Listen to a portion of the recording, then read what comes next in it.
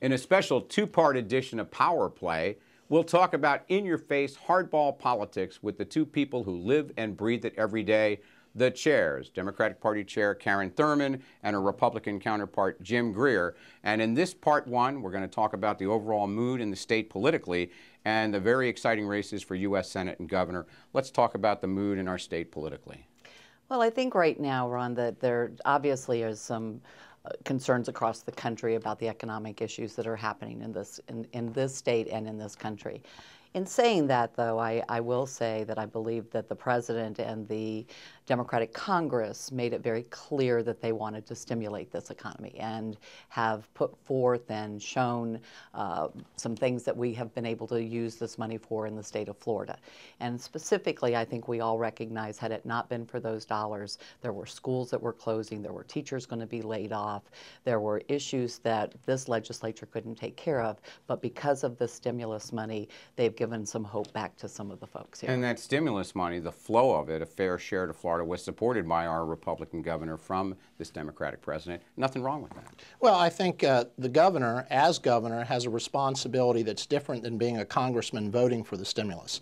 As governor, he has to focus on infrastructure, roads, public safety, and although he would not have supported it if he had been a member of Congress, as governor of all Floridians, he had to do the best for Florida. And when Washington is handing money out and Florida had a deficit and the governor was opposed to raising taxes, he had to do what was right for Florida.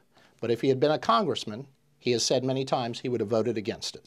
Well, with the two principal parties, Democrat and Republican, in our own state, it seems there's a lot more blood in the water in the Republican Party. There's a lot more infighting between the Republican right and the mainstream or more moderate branch of the party, and even calls for you to step down. Is that kind of natural? And it can't be much fun to be hearing. Well, I'm not sure if it's natural. This is my second term as chairman. We all have people within our party that wanted to go a different direction.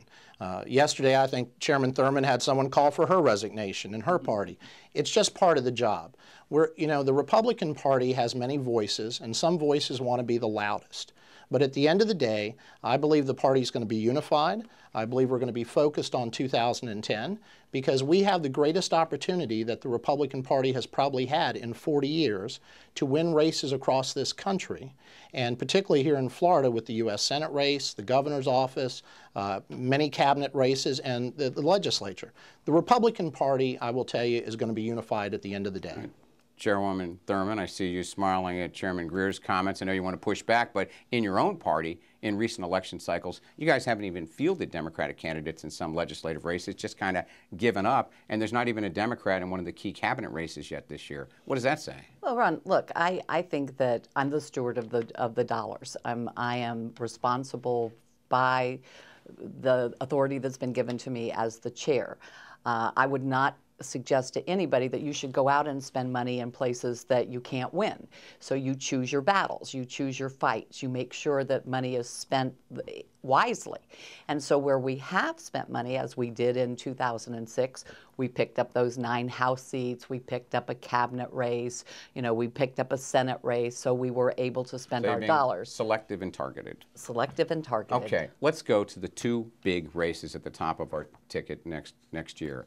U.S. Senate race, we have a sitting governor who is very popular most of the time he's been in office, opposed by a member of his own party, and it's a big deal contest now. Mm-hmm. Well, I can tell you, from the Republican primary side, we have two great Republican candidates, Speaker Rubio and Governor Christ, who, as you said, has extremely high approval ratings, is well received by Floridians across the board. But at the end of the day, he is a conservative Republican. He is pro-life, pro-family. He is pro-Second Amendment, and he is a physical conservative. And at the end of the day, I believe that's what the Republican Party stands for. But ultimately, Republican voters are going to decide who should be their U.S. Senate nominee. But the Republican right, Chairwoman Thurman, seems to be pushing very hard in that election, while Congressman Kendrick Meek, the only Democrat who's of any significant name recognition on the D side of that race, is kind of sitting back waiting to see who emerges. Who's going to emerge, and does it matter to Kendrick Meek? It doesn't matter. His background for this state and the leadership that he's shown to this state. First as a state trooper, then as he came into the legislature fighting for the children and carrying on that same tradition as he has in Congress. His support is solid around the state, and I think that a very difficult primary for both the Speaker and the Governor is going to put Kendrick in a very good position. It's going to benefit him, but the polls show Absolutely. he would do a lot better against Rubio as the nominee than a sitting Governor Charlie Crist. Today, but that is not when the money has been spent between the two Republicans that are running, and I think they are going to have a bloodbath. Quick disagreement. Well, I think regardless of what happens in the Republican primary, Congressman Meeks is a tax and spend liberal. President Obama came to Florida last week, didn't even know his name. So at the end of the day, it's going to be the philosophy in governing, and the Republican Party is going to prevail because we're the party of less taxes, less government, and more freedom. You have those bumper stickers down, both of you. Let's go to the governor's race, which is very exciting. You got the Attorney General Bill McCollum front runner, but now he's got a very stiff challenge, perhaps by a very strong State Senator Paula Dockery. And on the Democrat side, you got Alex Sink with nobody whose name we recognize.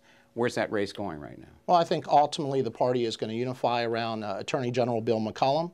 I will say that Senator Dockery... Is that you endorsing A.J. No, that's not me endorsing. That is a belief. You've been accused of that. Well, I know, but the party has not officially endorsed anyone. Okay. But I will tell you, I think that we will be unified around Attorney General Bill McCollum because he is a candidate that has been shown he's going to win the primary and he's going to win the general election. Now, I will add that Senator Dockery has been a fine public servant. There is nothing wrong with her entering this governor's race to enhance the discussion of where we should be going on issues. But at the end of the day, I believe Bill McCollum will be our party's nominee and ultimately win in the general election. All right, same question. Alex Sink sitting there, does she benefit from a contested Republican primary when she doesn't have a big challenge? Absolutely she does. But this is not about their primary at that point. This is about a woman who has the vision for this state. She is a person who comes out of the business community. I quite frankly, Ron, think that the mood of this country today is they want a chief officer.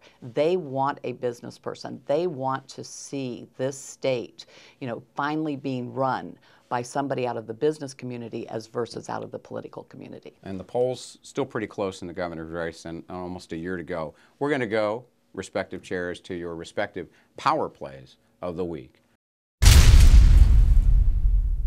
And we'll start with you, Mr. Greer. Well, I think the power play of the week is independent voters. They showed last Tuesday that they are re-engaging with the Republican Party. They're supporting the Republican Party nationwide. In Florida, polls are showing that independent voters are now leaning Republican.